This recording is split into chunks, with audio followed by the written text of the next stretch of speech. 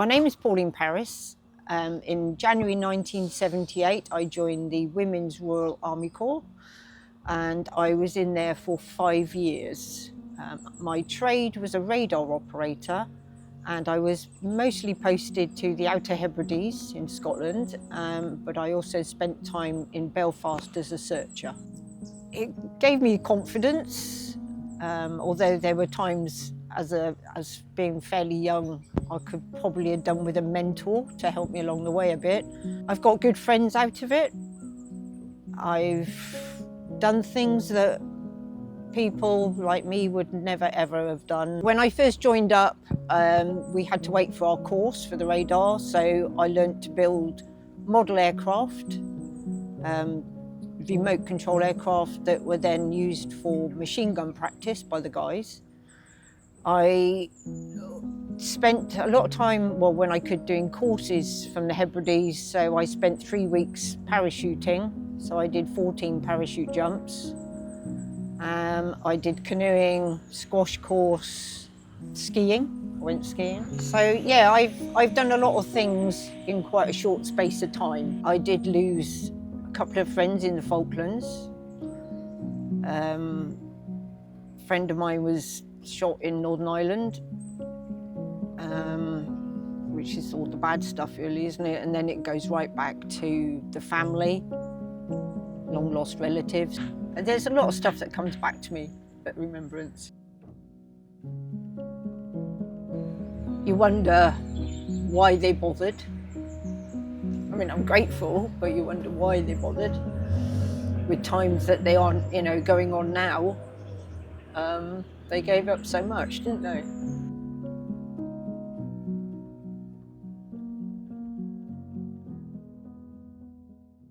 Hello, my name's Mark Bradbury. I joined the Royal Navy in November 1988. So I was in the Fleet Air Arm, so I was very lucky that I was always around the open air, if you like, and stuff like that. Even when we was on ships, we were working outside during our working hours. So, I wasn't stuffed down in the bottoms of the ships.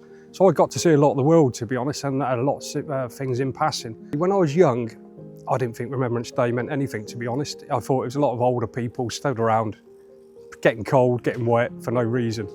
As I got older, I could understand it a lot more. These people were remembering people that they've lost and remembering experiences they've actually been in themselves. So as I've got older, I've kind of realised how emotional it can be for a lot of people, including myself. I've lost friends in conflicts. It's not always about World War I and World War II. It's about every conflict and every operation. So that's what I think about. I don't concentrate on World War I, I don't concentrate on World War II. I'm very thankful for those people that served in that.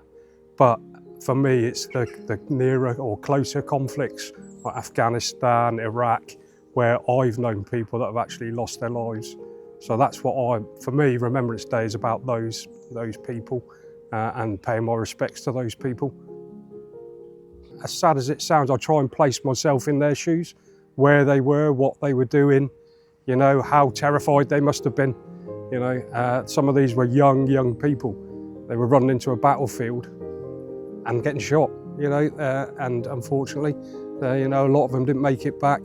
So I try and put myself in their position and how terrified they may have been, and try and not relive it in my head, because no one wants to relive it, but at the same time understand it and understand what they were feeling and how they were acting. You get to meet people there that you've never met in your life before, and you go and have a beer with them after, and you chat about their experiences, and it's just, it sounds sad to say it's a fantastic day, but it is a fantastic day. You are remembering people, but you're also enjoying meeting other people and meeting up with old friends that you haven't seen for a long, long time. My name's Michael Sutton. I joined up in March 1980, 17 and a half years old, from Leeds.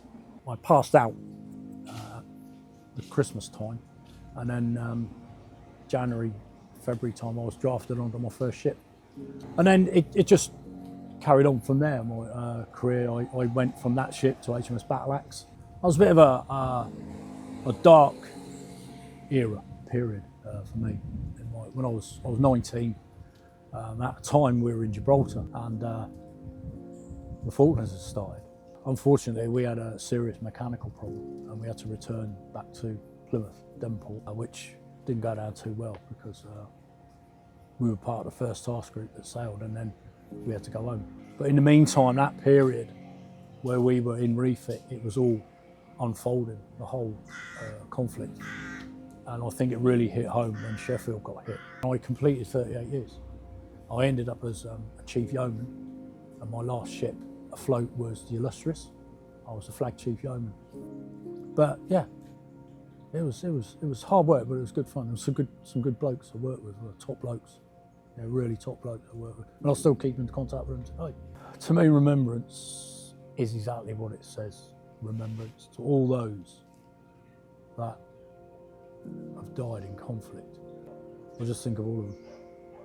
You know, the pictures. Because we were in, I was still serving throughout the Afghan period.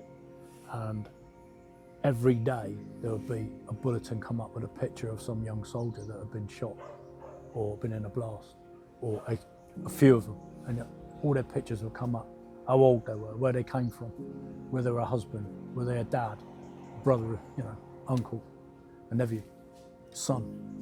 I don't know these guys, but I think of them there by the grace of God, you know, that they're being remembered by us. But they say gone but not forgotten. And that's true to a certain extent, because we do remember them, even though we don't know them personally. You know, that's not what this is about. It's remembering them generally, all of them, of what they gave up for us.